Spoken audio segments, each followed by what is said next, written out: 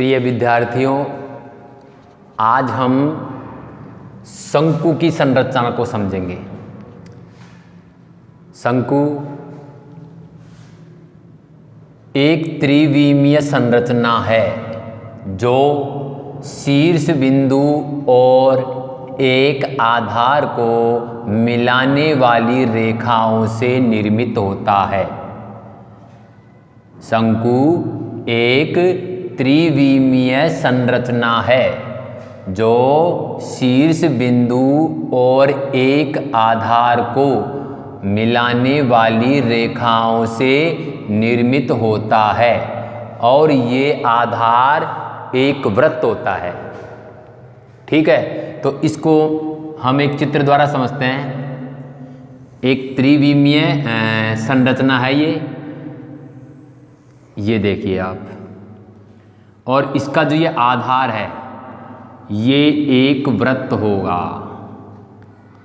तो ये एक लंबवृत्तीय शंकु भी इसे कहा जा सकता है। तो ये इस प्रकार आपका एक शंकु बनेगा। तो शंकु की जो परिभाषा है तो आप उसे इस प्रकार परिभाषित करो। शंकु एक त्रिविमीय संरचना है जो शीर्ष बिंदु और एक आधार को मिलाने वाली रेखाओं से निर्मित होता है और ये आधार एक वृत्त होता है। तो ये जो शंकु का आधार है ये वृत्त है और ये इसकी त्रिज्या है। इसे हम कहेंगे शंकु के आधार की त्रिज्या, जिसे हम लिखेंगे R से।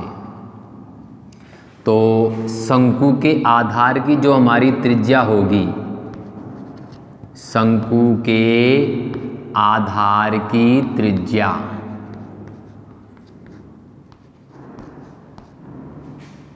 इसे हम लिखेंगे R से, बराबर R। और ये हमारा शंकु का आधार है।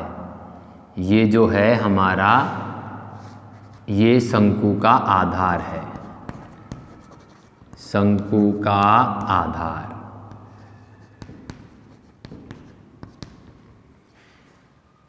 शीर्ष बिंदु से अगर हम नीचे आधार के बिल्कुल केंद्र में, जो आधार का वृत्त है इसके केंद्र से अगर हम मिला दें तो ये शंकु की कहलाती है सीधी ऊंचाई, यानी H। ये जो H है आपकी, ये है शंकु की ऊंचाई, शंकु की ऊंचाई, सीधी ऊंचाई। ठीक है, और इसे लिखते हैं हम H से। इसके बाद जो ये हमारी जो ऊंचाई है ये मानी जाएगी हमारी तिरछी ऊंचाई, यानी तिर्यक ऊंचाई। ये है शंकु की तिर्यक ऊंचाई।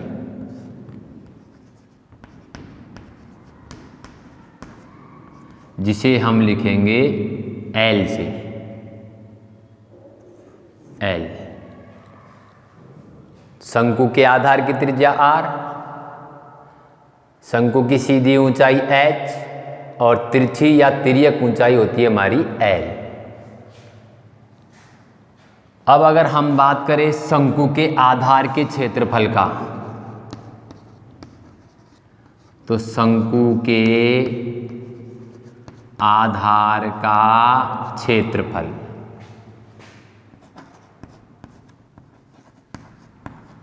आधार का क्षेत्रफल, तो इसका सूत्र हमारा हो जाएगा बराबर, चूंकि इसका जो आधार है वो एक वृत्त है, तो जो हमारे वृत्त के क्षेत्रफल का सूत्र होगा वही सूत्र हम यहाँ लगाएंगे, पाई R स्क्वायर।